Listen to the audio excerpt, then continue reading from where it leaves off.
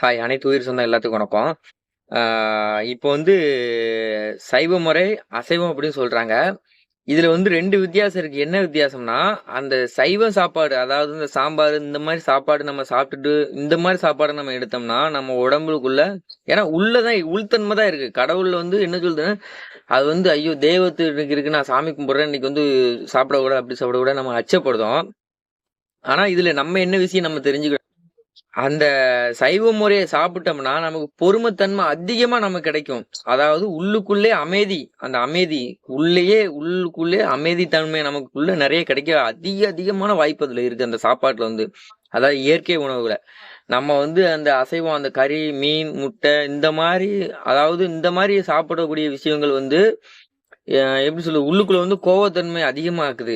யாராவது ஒண்ணு சொன்ன மாரி, "ஏய் நான் தான்டா பெருசு. என்னடா?" அப்படின்னு சொல்றேன்.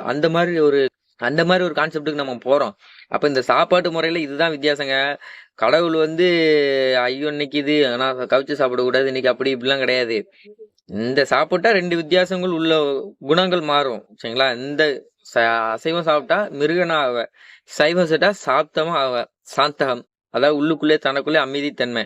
இதுதான். அதாவது நான் இப்படி இந்த மாரி நான் பக்தியோட இருக்கிறேன். அதனால சாப்பிட மாட்டேன். இப்படி இருக்கேன், அப்படி இருக்கேன்னு சாப்பிட மாட்டேன். அப்படிலாம் கிடையாது. எல்லாருக்கும் தெரியும். ஒரு சிலவங்க கோயிலுக்கெல்லாம் மாலை போட்டிருப்பாங்க. அந்த சைவ சாப்பாட மட்டும் சாப்பிட்டுட்டு வந்திருப்பாங்க. அந்த அசைவத்த சாப்பிடாம வந்திருக்க மாட்டாங்க. அது அவங்களுக்கு உள்ளுக்குள்ளே ஒரு ஃபீலிங்ஸ். இனம் புரியாத ஒரு சந்தோஷம். அந்த சந்தோஷத்த அவங்க உணரவே அப்படிங்கிற ஒரு சந்தோஷம் கிடைக்கும் உள்ள வந்து. அப்போ வாழ்நாள் ஃபுல்லா அந்த சாப்பாட சாப்பிட்டோம்னா சொல்லுங்க, நம்மோட நாக்கோட ருசிக்கு தான் அந்த கறி, மீனு இந்த மாரி சாப்பிடுறோம். நம்ம உடம்புக்கு என்ன தேவை அப்படிங்கிறத யாருமே நம்ம யோசிக்கிறது இல்ல.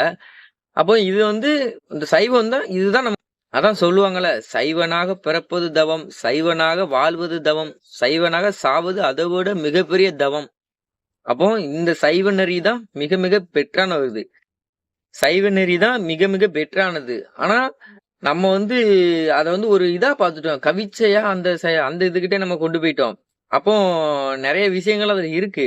நம்ம அறியாமையில தான் நம்ம இருக்கோம். அறிஞ்சுக்கிடணும். தப்பு கிடையாது. சரிங்களா? அரியத பத்தி தப்பு கிடையாது. நீங்க உங்களுக்கே உணர்ந்து போய் நெறைய கோயில்களுக்கெல்லாம் மாலை போட்டிருப்பீங்க. இந்த மாரி டைம்லாம் சாப்பிடாம இருந்திருப்பீங்க. அப்போ உங்களுக்குள்ள இணை புரியாத சந்தோஷம், அமைதித்தன்மை, சாந்தகம் அப்படிங்கிற நெறைய விஷயங்கள் உங்களுக்குள்ள நெறைய இருந்திருக்கும்.